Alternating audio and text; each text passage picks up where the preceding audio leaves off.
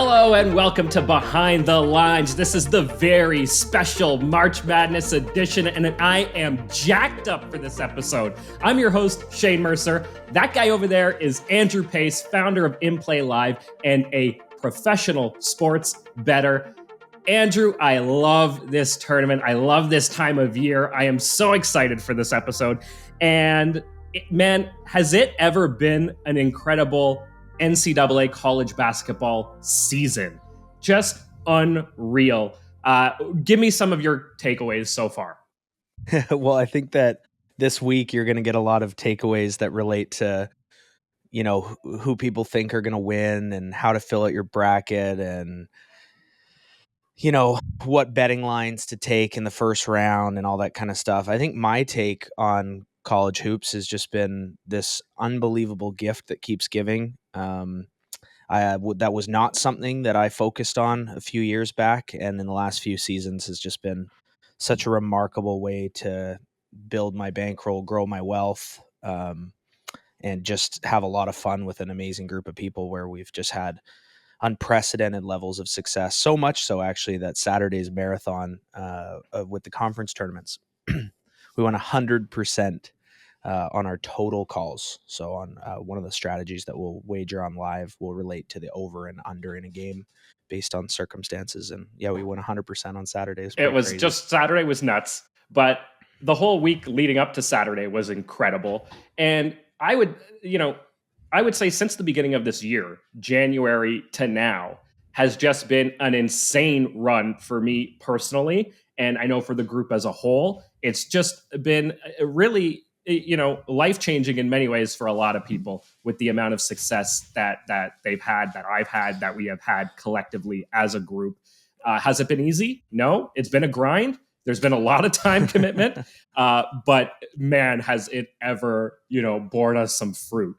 It's just been unreal. And this is my first college basketball season with inplayLIVE. I have always been a big fan of the tournament, but I didn't necessarily follow the teams throughout the entire season. This was sort of my first year doing it, and man, has it just been incredible. Can I tell you who's going to win the tournament with any kind of certainty? Absolutely not. But you know what? I can certainly tell you that the strategies that we employ at inplayLIVE will make us some money over the course of this tournament. So I'm just excited, man. Right. Yeah, we've had an unprecedented amount of people hitting new milestones in the group. So, their first 10,000 in profit, their first 100,000 in profit has been rolling in like wildfire. So I'm sure you're getting tons of fun. And like you said, it's a lot of work. I'm sure you're getting lots of great emails. The beauty of what we do, obviously, is that, you do have that guidance, right?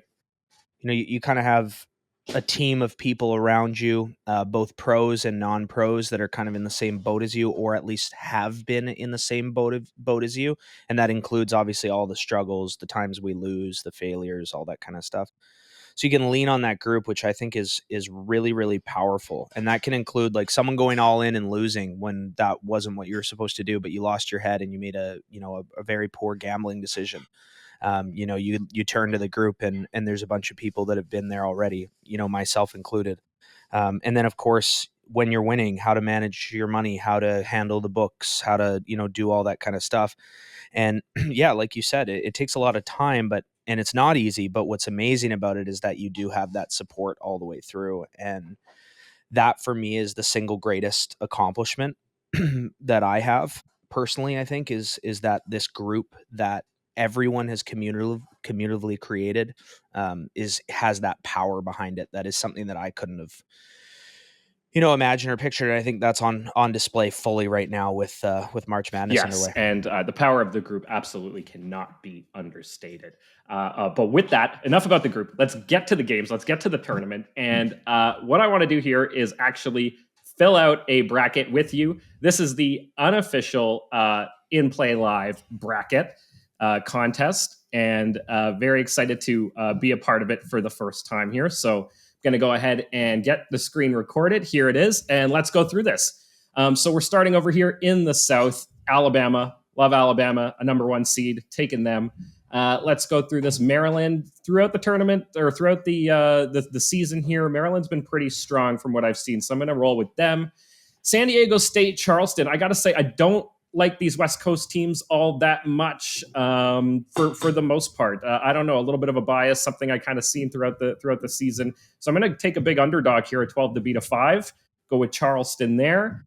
Moving forward here, I'm going to take Virginia on that side. All right, so Alabama, Maryland. Let's go Alabama. And I'm going to take Charleston to keep rolling here. Yeah, Whoa! I know, crazy. Taking them over Virginia, a huge upset. Virginia just plays really slow from what I've seen so far. And depending on how the game plays out, Charleston might be able to stay in it without the game getting too far away from them. All right. And from there, though, it's Alabama moving on. All right, let's head down to the other portion of the South here. We'll take Baylor, Creighton, NC State. I think I got to roll with Creighton on that one. No big upset there. I've been liking Missouri, so I'm going to take Missouri and Arizona. So I'm not grabbing any big upsets out of that. And from this matchup, Baylor, Creighton, I think I'm going to go with Baylor. Yeah, that's going to be a good game if that is what ends up happening. I think we got a good game there, so something to watch for. And from here, I think I got to roll with Arizona, and I think I got to take Arizona over Baylor as well. Alabama, Arizona. I think it's Bama. It's probably going to be Bama, so let's go with Bama. All right, moving through here. Purdue has got to move on from this matchup, but I'm not sure that they've got a lot in the tank. I think we've seen them succumb to the full court press. And I think Memphis is a smart team that will be able to apply that and beat them and move on from there. All right, moving on. Duke over Oral Roberts. I like Oral Bob, but not here. Duke looks pretty strong this year. And I like Tennessee as well. All right, out of that, Duke over Tennessee. This is a tough one, too, if this ends up being what we see. But this is tough. I like Duke. I'm going to take Duke. Moving on to the next portion over here, Kansas State, Montana State. I think it's going to be Kansas. We've got Kentucky, Providence. Roll with Kentucky on that. Michigan State, UFC. I'm an unofficial Michigan State fan. If I had to pick a team, that's in the bracket here, I'd probably pick Michigan State as sort of from fandom. So I'm gonna take them here, but I don't see them going too deep into the tournament. And then Marquette. So moving on. All right, I'll stick with Michigan State just because I do have that affinity for them. And I'm going to take Kentucky over Kansas State. I'm going to take Kentucky over Michigan State as well. I'm going to take Duke over Memphis. And I see Duke going to the Final Four here against Alabama. All right, let's head over to the Midwest. Going to go Houston. I think that's I don't want to call it a lock, but it's pretty close to a lock, I think, in this case. Auburn over Iowa. I think Auburn's been playing fairly well. Miami, Florida, Drake. Now, this is one where I think, I don't really know. And I think we could see another 12 upset of 5. So I'm going to roll with Drake. Indiana and Kent State. I think we're going to see Indiana move on from that. We've got, then we'll probably have Houston beat Auburn and Indiana, Houston over here. Let's go through Xavier over Kennesaw. Kennesaw's been fairly good to us, though. I got to say, I've developed a bit of a love for Kennesaw in certain situations, of course. Iowa State, moving on from there. Texas A&M over Penn State. I like Texas A&M. I think that they're gonna do well here, and probably Texas over Colgate. So we'll get a couple Texas teams facing off here. I'm gonna take Xavier, and I'm gonna take A&M. So from this situation, we'll go Houston to Xavier, and Houston moving on to the final. Oh, I think I might have just took them to win the whole thing here. I don't know. Anyway, we'll fix that up. We'll get there. All right, Kansas over Howard. Arkansas, Illinois. Let's go with Arkansas. St. Mary's, VCU. I think it's got. Oh, you know what? Okay, St. Mary's it is over here. It's hard, though. That can be a bit. That one's a bit tricky, I think. Iona, Connecticut. I think I like UConn here. And Gonzaga, Grand Canyon, hard to pick against Gonzaga in this situation. TCU and one of the play-in teams, I'm going to take TCU, especially since that's a bit of an unknown right now. Northwestern over Boise State. Yes, I think so. UCLA over UNC Asheville. There we go. So not too many big upsets from that round of 64, but we've got a couple in there. All right, Kansas over Arkansas, UConn over St. Mary's, Gonzaga over TCU, and UCLA over Northwestern. And now I think this might be a bit controversial, but I'm taking UCLA over Gonzaga. Kansas, UConn again. I think might be where we see a bit of an upset. Gonna go with UConn. Whoa. Yeah. UCLA over UConn. Nope. UConn to the Final Four. So here we go. We got Houston, UConn. We got Alabama, Duke. And I think the final is going to be I thought Alabama, Houston, but you know what? Now here I am in the moment. I think it's going to be Duke, Houston. We'll stick with these two. And winner, champion, Houston. There we go. Wow. Game total? Houston, Duke. What do you think a game total like that might look like? Maybe something like 73-70? Nice tight game. Oh, and I got to take a bonus team. All right. My bonus team, Charleston. Let's roll. Missing tiebreaker. Uh-oh. You just need to, it's the total score. Total score combined. So I'm looking at 143? 143. Yeah. Total score combined, 143. There we go. Bracket made. You're I'm in. So now, Pace, I've made my bracket, and that bracket is going to decide all of my bets throughout the rest of the tournament. What do you think? Well, the first thing I want to say is that if anyone wants to join our bracket challenge, we are predicting a 5-figure payout. So all you have to do to join is just DM us on Instagram. So we're at inplayLIVE on Instagram. DM us and we'll give you the details on how you can join our bracket. It's a great bracket to join. But you just said, what did you just say, Shane? You said you're going to let that predict all your games? All my bets now throughout the rest of the tournament are based on that bracket. I can't bet against it. That's it. Right. So I think that there's a lot to talk about here. And I think that leading up to March Madness, and obviously now that we're, in it with the Final Four having started and everything set,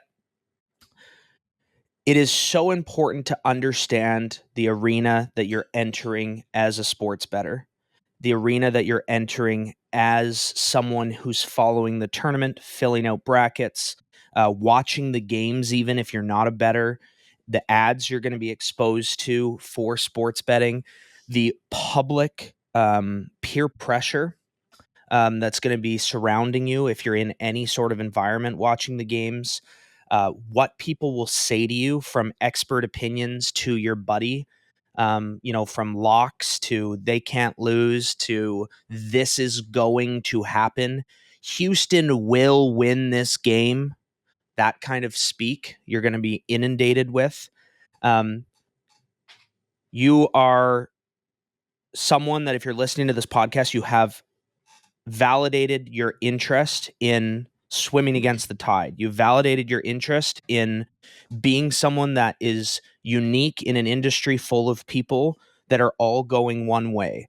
You have an interest in a better future for yourself with respect to how you want to go about betting. Even if it doesn't mean that you're a long-term winner, you're listening to this podcast because you believe in the potential for losing less or becoming more informed and educated in this space.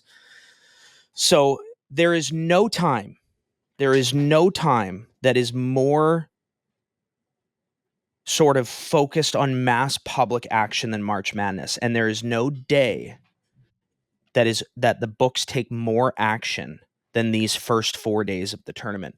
That includes the Super Bowl. So the Super Bowl is the most wagered game of the year. This Thursday, Friday, Saturday, Sunday run of March Madness is the greatest handle of the year. The most money comes in on these 4 days. And it's not even professional sports. It's college sports. So you all listening need to take the mindset heading into this week of no one's opinion is going to sway me. No one can tell me that, something will happen. That isn't the way this works. No one knows what's going to happen. There's only theoretical value on the numbers or lack thereof. So enter this arena with the right headspace. And with that said, most people that are interested in March Madness fill out a bracket. And why wouldn't you? I'm going to do it, right? Like, so there's all this talk about like, oh, don't parlay and don't do this and don't do that. And we're going to talk about why brackets are bad here. But at the end of the day, there's an element of this that is legitimately entertaining. That's a ton of fun. As long as you enter that knowing that you're probably going to lose, you enter that knowing that this is for entertainment and not, lunch money, mortgage money, rent money, grocery money. You can then do this responsibly and have fun regardless of what you're doing. So if your buddy says Houston's going to win the whole thing and he doesn't say they should or they're the favorite or they have the best probability to, but he says they will win the thing and you're like, okay, like let's roll, and you put some lunch money, like some not money that you need on it kind of thing, and you have fun. That's what, there's nothing wrong with that as long as you know that every single dollar that you're putting towards those types of wagers is profiting the sports book regardless of whether you actually win or lose the bet.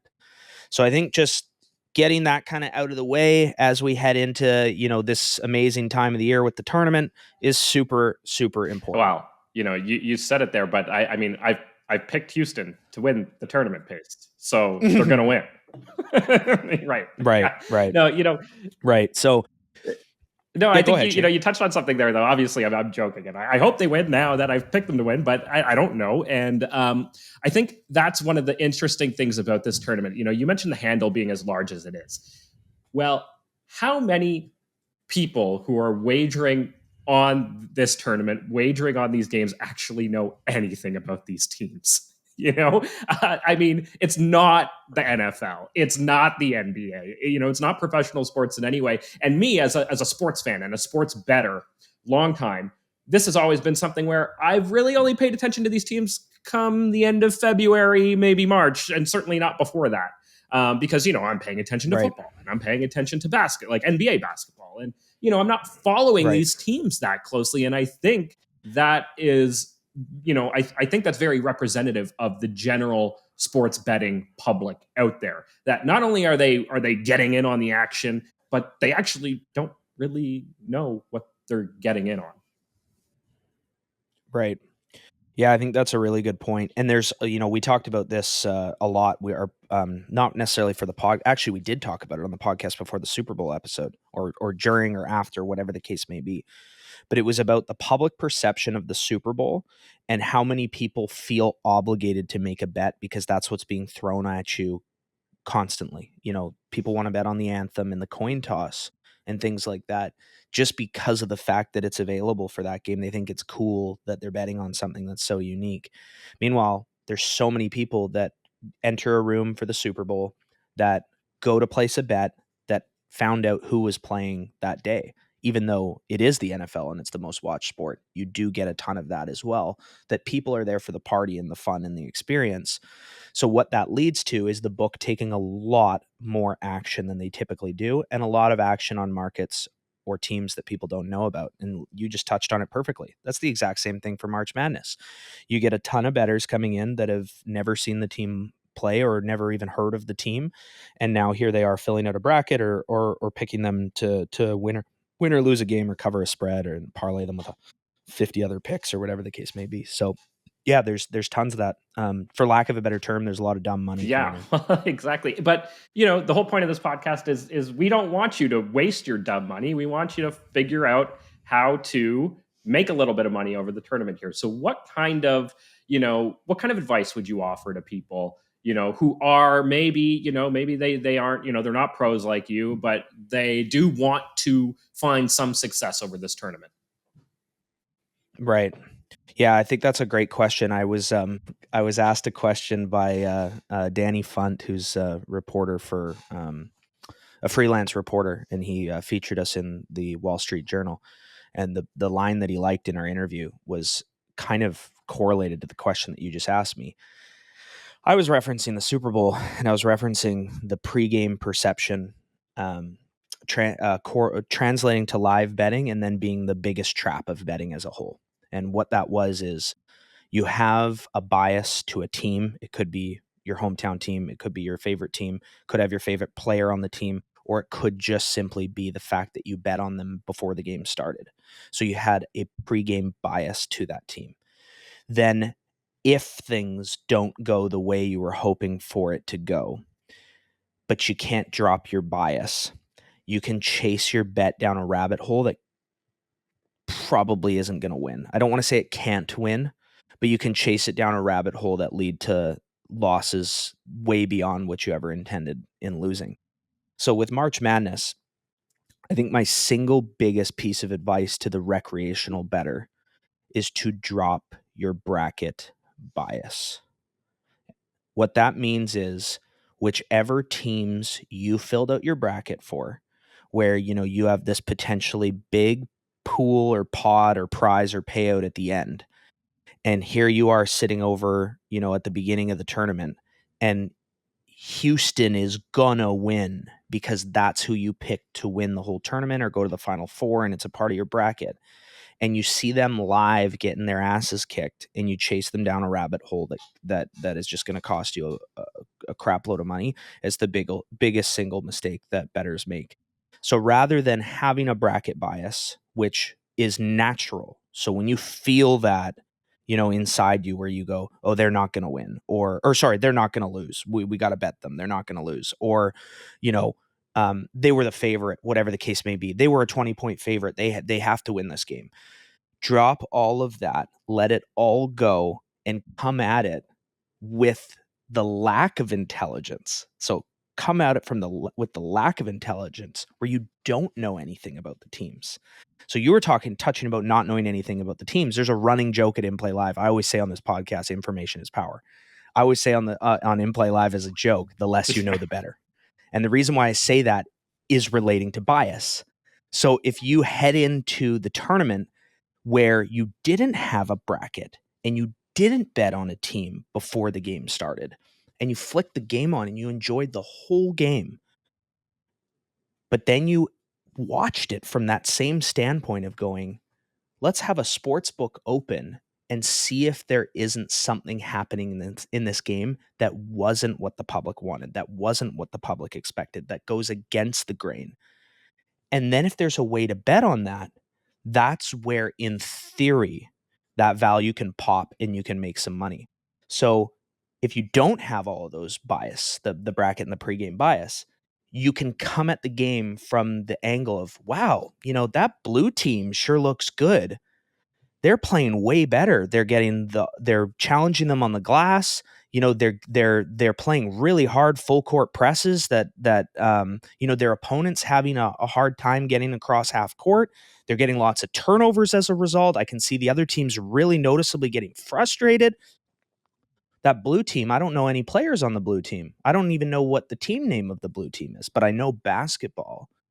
And I see that they're actually paying really well right now to score the next point, to win the half, to win the game, all these different things where, the bias aside, you could go, wow, there's actually some opportunity for this blue team here. And that's where you go, okay, the less I know, the better. I don't have some bias to Houston, or I don't have some bias to Duke, or whatever the case may be, that's causing me to act in an irrational way. So I picked Houston and Duke for the final. How do I now shed my bias? How do I let it go, and sort of shake it off and, clear my mind of that, because I know I have them, and I know that, if they move on, hey, I could be looking at a big payday down the road.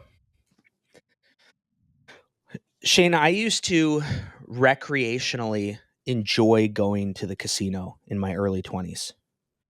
So it might be 2 a.m. after a night out where I'd had drinks with my buddies and we're like, let's go to the casino. We're going to win $500. You get all fired up and excited for it. Once you learn to win, you stop doing losing activities and you stop engaging in losing behaviors. So you say, how do I drop my bias? my answer to the previous question should be how you drop the bias. And once you learn to win, you realize that the bias was here and not here. So in your heart instead of your head.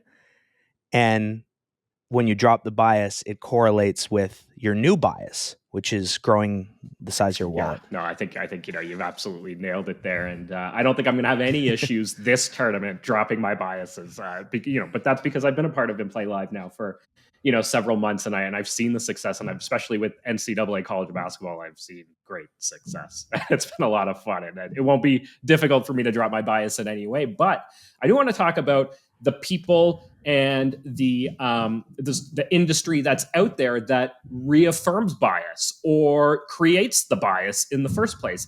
And I'm talking about all of the expert picks that we're going to be seeing. And we are going to be seeing a lot of them.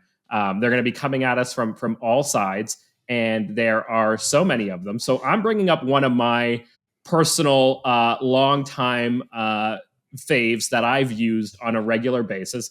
And this is Sportsline. And, they've got a whole list of experts. And this is basically what my March Madness research would have looked like in the past. Is I would come over here to Sportsline and I'd go through and I'd see what some of these experts are picking, and here we go. We got some live picks for games coming up over the next couple days here. Boise Northwestern, PSU, Texas A&M.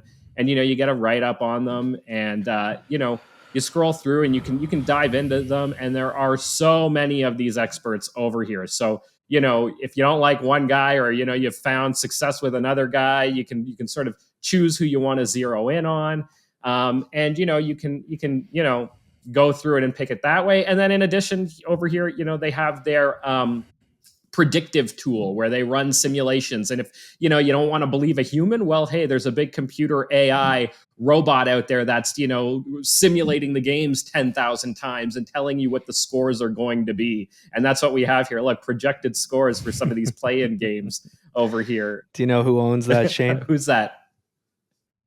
William Hill. Oh wait, they're a sports book, right? Yeah, they run that. They run that service. Well, there you go, right? And here they are telling you, hey, look, this is what the score is going to be, guys. This is probably what it's going to be. I mean, look, our supercomputer has ran a simulation 10,000 times. Come on, how could it be wrong? It's definitely smarter than I am. You know that. And even if that does return a profit, because I'm not going to sit here and shit on that. That's not what I'm here to do. But even if that does return a profit, it definitely is just helping. When they put those lines forward, it's helping them balance their action if they need to, and giving you a lot of pregame bias and things like that. I've noticed too with services like that, one of the things you'll see is if they do have multiple pros working for them,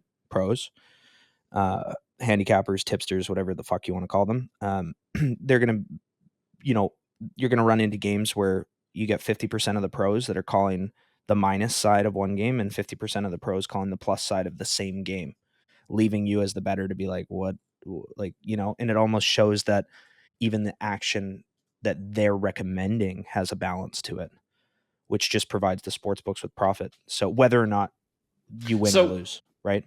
Can you get anything out of those sites though? Is there any value there to be had? Absolutely. Yeah, absolutely. I think Sportsline you could throw in the category of our previous episode that we touched on with respect to some of those sites that their revenues based on clicking a link and then you losing. Sportsline isn't that same model, right? They're a different service, but is there value there in those services? Absolutely. Sportsline can give you good information about line movement and theoretical value. You can also look at a lot of that stuff, but again, it is all pregame. So I think that type of literature in general, when you do sort of fully dive into it and you go, okay, I really want to do my research for, a good example would be Texas A&M's playing Penn State. Is that who they're playing? Yeah, Pace, you're right. It is Texas A&M from what I see here. Texas A&M and Penn State are playing each other. We've got a 10 seed versus a 7 seed, and I can guarantee you that it's a lock that Texas A&M is going to win. Okay, so there's a couple of really good first round game matchups where Power 5 schools are playing Power 5 schools as opposed to some of these, guys that scraped in, right? So you've got the Illinois, Arkansas, you've got Auburn, Iowa, and like we touched on there, the Texas A&M, Penn State as being 3 really good examples. West Virginia, Maryland as well. Couple of really good examples of really good basketball teams that are in the first round that if those teams win, they can really go on a run. So those teams could really, you could see them in the Elite Eight without question. That's possible. Whoever makes it through that first round, those are big momentum building matches. Not only are they momentum building, but they're playing real teams. So you might get a team like Kansas, who is the only 20 plus point favorite in the first round. You might get a team like Kansas who doesn't really get challenged in the first round. And then you run into one of these schools that has just had a real test and really slugged it out against a good team that's almost now more ready for a team like Kansas, right? So you can read up on all these games where, you get all this expert opinion, you get all these stats and data about the way these schools have played basketball this season. But here's the thing, they haven't played each other, right? So you see this in college football and in college basketball. In the NBA, we can look back and we can go, okay, the Heat don't play the Nuggets a lot, but they still play them. The Heat still have to play the Nuggets, twice. right? Yeah. So we can look back on those games and we can go, okay, where were they? And even then, I hate doing that. But I'm saying when you're doing your pregame research, if that's what you're doing, at least you can go do that with the NBA. In college hoops, you can't do that. What are you going to look at? The matchup from 6 years ago? So, yes, some of these teams have played each other, but in general, they haven't. And that leads to a ridiculous lack of ability to properly handicap a game and a ridiculous lack of ability to actually have any sort of, prediction of value, in my opinion. Now, are people going to be right that make me look like an idiot every single day? Am I going to be wrong all the time that make myself where I look like an idiot all the time, right? But back to what I said before, there's only theoretical value or lack thereof. So I'm not sitting here going, okay, well, let's predict all those games. I'm looking at a service like the one you just talked about, and I'm going, don't let that influence you. That's noise. Just stay in your lane and focus on exactly what I just said, whether or not the blue team is playing better than the red team, and if there's value on the blue team based on that. That's what I like to do. So my biggest piece of advice is to enjoy the tournament from that standpoint and kick ass as a result. Well, kicking ass is what we do. So I wouldn't expect anything less than that. I think you brought up a great point though there about the teams not playing each other ever. But also too, I don't think what a lot of people realize is that not only have a lot of teams not played each other, but the team hasn't played a lot of other teams generally. They play the same teams over and over again throughout the season. So, they end up adopting each other's styles in many ways, right? Or they have game plans that are specifically designed to beat the teams that they play all the time. And then you got to go and match up against the team. Great way to make money. Right? And that's how ain't that the truth? It's nice when you can predict those kinds of things, but in this case, right, we can't because we haven't seen them played before, and you kind of have to watch the game to see how it's going to unfold. Yeah, totally. Yeah, and there's a lot of things to really look at, from the standpoint of heading into the tournament as well. Some traps and pitfalls that we actually haven't discussed yet, and I think one of the biggest things is futures. So futures betting. Have you done much futures betting? No, not really. It's never been something that that I've particularly been interested in, especially stuff that's like season long or anything. I'm an immediate gratification guy, which is I think why live betting fits me so well. But I would typically, if I were placing wagers in the past, it would be on an event taking place that day where I'll know the outcome at the end of the day or at the very longest at the end of the week or weekend. But very rarely have I ever placed any futures wagers. Yeah, not a big futures guy. So a lot of futures bets are coming in right now.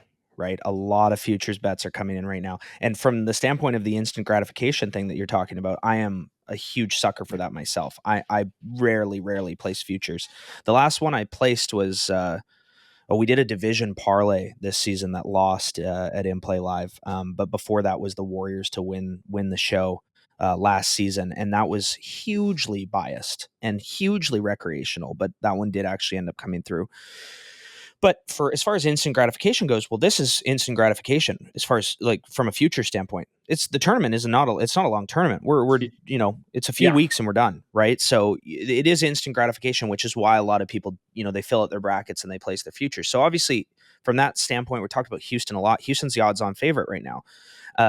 There's only ever been 3 teams in the history of March Madness that have, or sorry, I shouldn't say in the history of March Madness. This is dating back to the 70s that have been as big of a favorite as they are. So you've got 64 teams heading into this thing, and they pay 6.5 to 1 or plus 550. 2 of those 3 won, right? So a lot of people read that and they go, "Holy shit, Houston's going to win." That's what you're trained to do. If you know that information, which a lot of people don't know, but then once you get exposed to it and you hear it, you're like, "Oh my God, we got to bet on Houston." I might have seen some of that. I had him picking my bracket. Right. But that's okay. Like there's a good chance that they're in the Final Four. In theory, there's a good chance that they could win. But the flip side to it is the 63 other teams and the value and the run that they could go on. So from the standpoint of futures, I think it's extremely important to recognize the lack of value that exists in the favorite side of those teams. So typically, now this is not always the case, but typically speaking, if you were to take the money line of the team that you wanted to win the tournament and bet a future on, and you took how much you wanted to bet on that team, and you bet their money line in every single matchup that they had all the way until the end. So if you bet $100 and it paid 1.1 or minus 1,000, and you returned 110, and then the next game it paid 1.5 or minus 200, and rather than putting 100 on it, you put that 110, and now you put it on that minus 200 again. Typically, you will get paid more from betting it that way in a single elimination style tournament like the NFL, like college football, like March Madness, than if you were to bet on the futures market. And you have to know that those big favorites, there is massive vig, which is the cut that the house takes, massive vig in the line in those money lines, but the money line pays better than the future is what I'm saying. So you're making a very statistically poor bet on that side of any tournament. Now, underdogs, you could make the same argument that I just made, but there are certain futures markets and situations where actual true value presents itself in the futures line as opposed to what I was just saying, depending on the market and what you're betting on. Okay. Really good example this year in the NFL that just passed was the Bengals. If you just took the Bengals money line throughout the playoffs, you got paid more money for them to win the AFC and win the Super Bowl. I know they didn't win the AFC or the Super Bowl this last season, but you would have made way more money than betting on the futures line at the start of the playoffs on them. So something to keep in mind for all of you betting on futures. And then the same thing I just said exists. You bet a future, and then that dictates your betting for the rest of the tournament and gives you that bias that you don't want to have. It's it's hard to once you place that first wager on a future, or in this case, building a bracket, which is almost like a futures bet, right? It's hard to get away from it and move on. But it's something you just gotta recognize and do. And I think a lot of people too. You mentioned betting it every step of the way, right? But then that takes more thought, more work, and the sports books don't want you to do that kind of work. Yeah. Right. They want you to just throw that money down on that big future. So another thing that people are going to kind of be paying a very close attention to. And this is probably the most, I guess, magical thing of the tournament. It's the part of the tournament that I think is what gets me so excited about it. And I think it's what gets sports fans generally, whether they love basketball or not, really excited about it, is the potential for big underdogs. Call them darling teams, call them Cinderella teams, whatever you want. We all love a good underdog story. I think people, humans at their core, love a really good underdog story. And we're always hoping to see a great underdog story in this tournament. How should sports bettors approach those underdogs? Right. So it's really interesting because with 64 teams starting out the tournament, it's statistically impossible for some underdogs not to win. So there's always that team where you start talking about and that hype train builds around them. Last year it was St. Peter's. What St. Peter's did last year as a 15 seed was completely unprecedented. But what happens with someone like St. Peter's is, they win the first game and they busted up everyone's bracket in North America. Your brackets are toast. Ciao. St. Peter's did you. So you hate them. You How hate dare them. you? You're like, I hate these guys. They didn't even have freaking they showed up in like sweatpants and t-shirts. They didn't even have like team gear, right? No one thought that they could win any matches. So then you bet against them again potentially. They beat you again. You hate them, and then then it comes around where you're like, oh my god, these guys are actually really good, and then you start betting on them, and that's where their run comes to an end. So again, it's kind of the public perception and the mass bias when they're all swimming one way, and then you feel them all start to get on that same side. That's your cue to run, right? So that's like buying Bitcoin at 60,000 US. That's your cue to run, right? When everyone flocks to it, that's where you know that it's time to flee. So something to keep in mind that with any sort of Cinderella darling stories is know that they're gonna happen. They can't not happen. You can't have a couple of underdogs making it into potentially the Sweet 16. There's going to be that dog there, and by the time they get there, there's so much hype around them. You're watching like these crazy shots of their tournament already. They go through their season. It's all celebration. Fans are going nuts.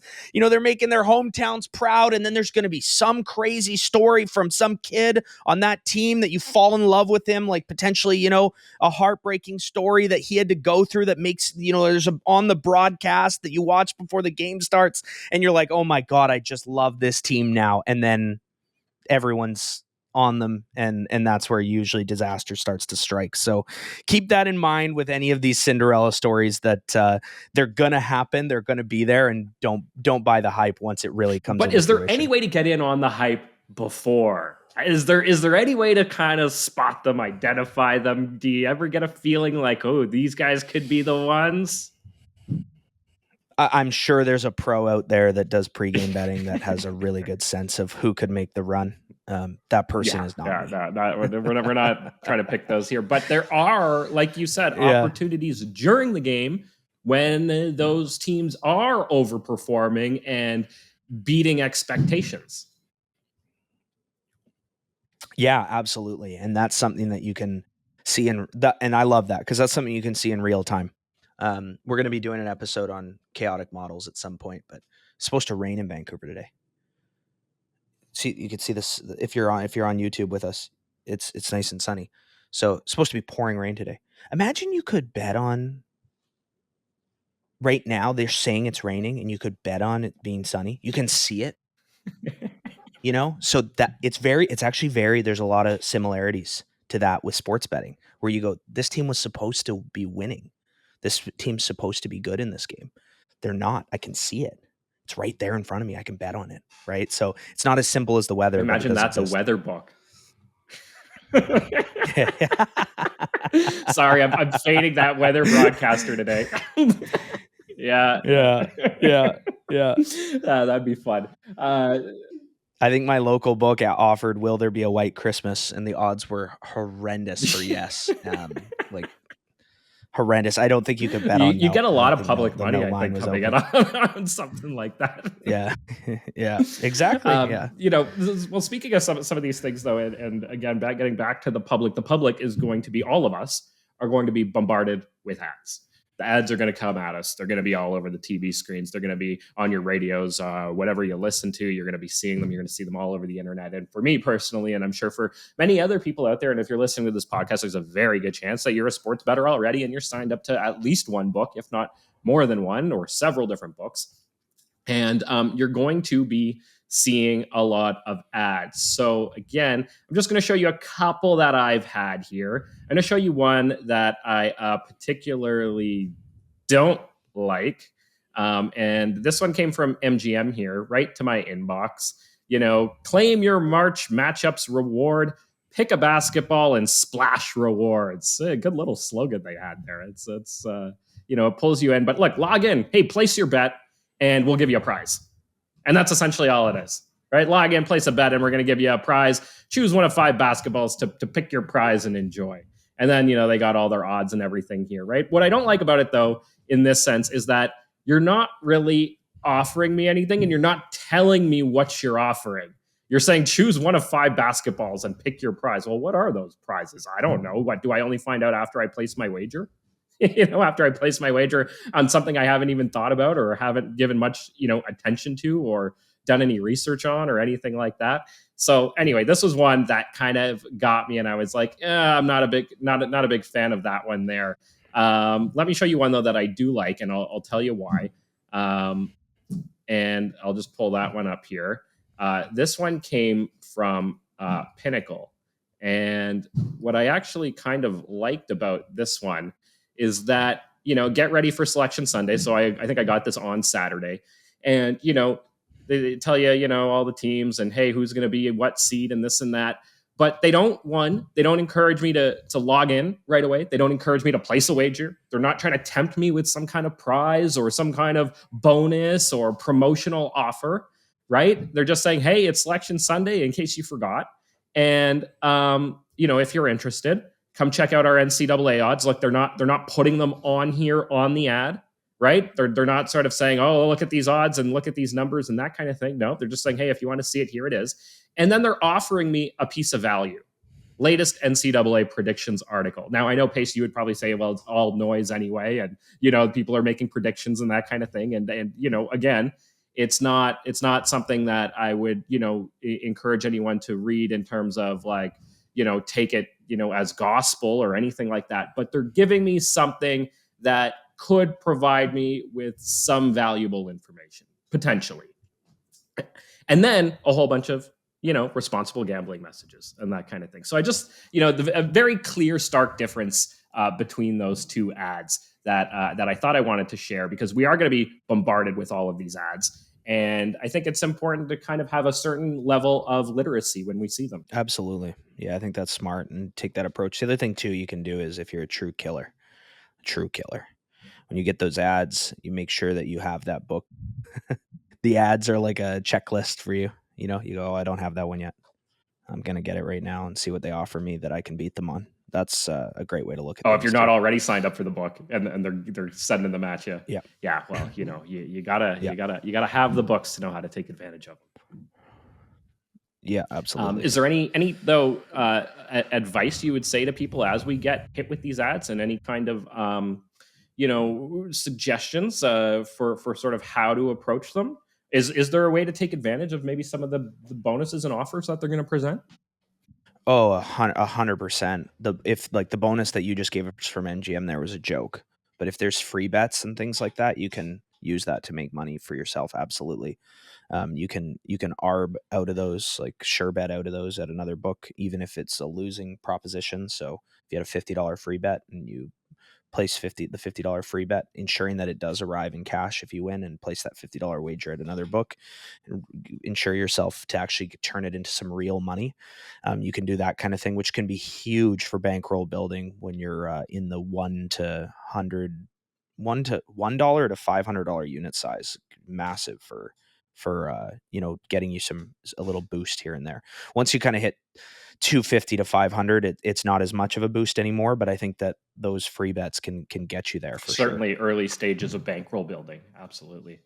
Well, with that, I think Yeah. we've covered a lot of ground here, Pace. If anybody, if you, the viewers, listeners, if we can give them maybe some general rules to maybe follow throughout the next 3 weeks, I guess, just to recap some of the things we covered. And, you correct me if I'm wrong here, Pace, but one is don't be beholden to your bracket. Fill out the bracket, have fun with the bracket, but do not let it guide you after you've hit submit on that bracket and the tournament has started. The expert picks are really just a lot of noise. You can use them for some information, but for the most part, they're not really going to help you too much. And you're going to find a lot of competing experts. So, not really a whole lot there. And when the hype train starts rolling on the Cinderella story, either look for a spot very early on in a very specific scenario where you can maybe find some value, but otherwise don't hop on, and certainly don't hop on late. If that train is gaining a lot of steam, do not hop on late. Do you think we covered it there? Anything else? Yeah, I think you nailed it. Just the big thing that I would say that's missing there is have fun. Of course, always. Well, how could you not have fun? I mean, Yeah. that's what this tournament really is all about. It's It the really best. is. Yeah, it's the best. It's such it is a great time. So It's much such a fun. great Well, time. with that, then I hope you have fun, Pace. I know we'll be having fun together on the streams throughout the course of the tournament. And the streams, if you want to know what I'm talking about when it comes to this, that is all part of inplayLIVE. So a reminder to like, download, subscribe, follow us on all the socials at inplayLIVE. But also, if you want to join the community, you want to find out what the streams are all about, you want to learn some of these strategies that we're employing during the games, live, while they're being played, in the moment, sign up at inplayLIVE and you can get the best possible pricing available by using the Behind the Lines promo code. That's all caps, Behind the Lines, and you will get the best possible deal. And to be honest, if you really commit yourself to the program and you learn and you come in with an open mind, you will pay off that membership very, very quickly. It does not take long at all. So with that, Pace, thank you. Enjoy the tournament. All of you have fun. Have a lot of success by following the tips we've laid out for you. And we look forward to hearing your stories. You can always drop us a comment and reach out to us and let us know. And if you have a great story to share, whether it's March Madness related or not, please reach out because we'd love to hear it. So with that, Pace, we'll stay in touch. Let's keep beating the books till next week.